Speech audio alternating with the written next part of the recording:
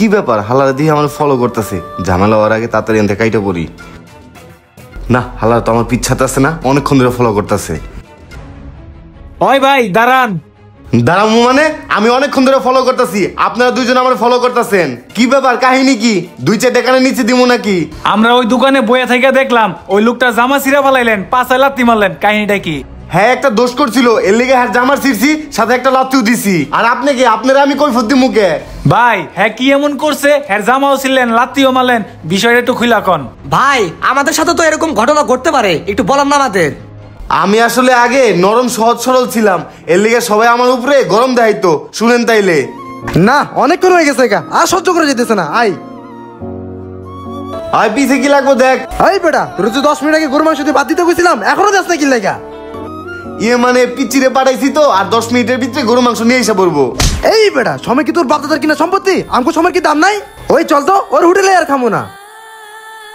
বুঝলাম না, খাইবো না, দেরি হয়েছে, জাগা গায়ে হাত তুললো কে? শালার সামান্য 5 মিনিট লেট হয়েছে দেখা হ্যাঁ আমার গায়ে হাত তুললো। হ্যাঁ মারাটা কি ঠিক হয়েছে?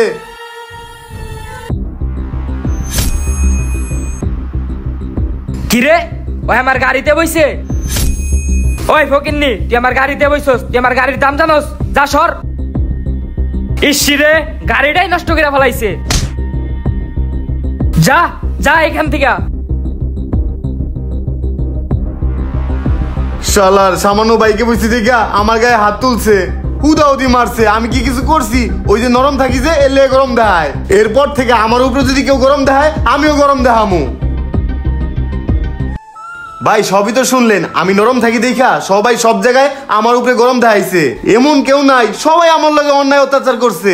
যখন আমি গরম হয়ে গেছি, আমি হাত তুলছি, তখন আর কেউ আমার লগে পারে নাই। আর কেউ আমার লগে অন্যায় অত্যাচার ভাবে কেউ গরম দেখাইতে পারে নাই। আমার লগে কেউ দোষ করলেই শাস্তি দেই। ওই যে কথায় আছে না, শক্তের ভক্ত নরমের জম, তাই এই কাজগুলো করতেছি। ভাই আপনি যে চিন্তা ভাবনা নিয়ে আছেন এটা ঠিক না। ঠিক না মানে কি বলতেছেন আপনি? শুনেন ভাই, একটা মানুষ অন্যায় করলে শাস্তি দেওয়ার মালিক উপর আল্লাহ। একজন মানুষ আরেকজন মানুষকে শাস্তি দেওয়ার কোনো অধিকার নাই। কারণ আল্লাহ তাআলা আমাদের এই দুনিয়ায় পাঠাইছে পরীক্ষা করার জন্য। আপনি মানুষ ভুল করলে যেভাবে শাস্তি দিচ্ছেন, এতে আপনারও পাপ হচ্ছে। আর একটা কথা সবসময় মনে রাখবেন, মহান আল্লাহ তাআলা ক্ষমাকারীকে পছন্দ করে। এইভাবে তো কখনো ভাইবা দেখি নাই। একজন মানুষ আমার গায়ে সামান্য পানি দিছে দেখা তার শার্ট প্যান্ট ছিঁড়া দিছি, আরেকজন মানুষ আমার গায়ে হাত দিছে দেখা তার হাত ভেঙে দিছি।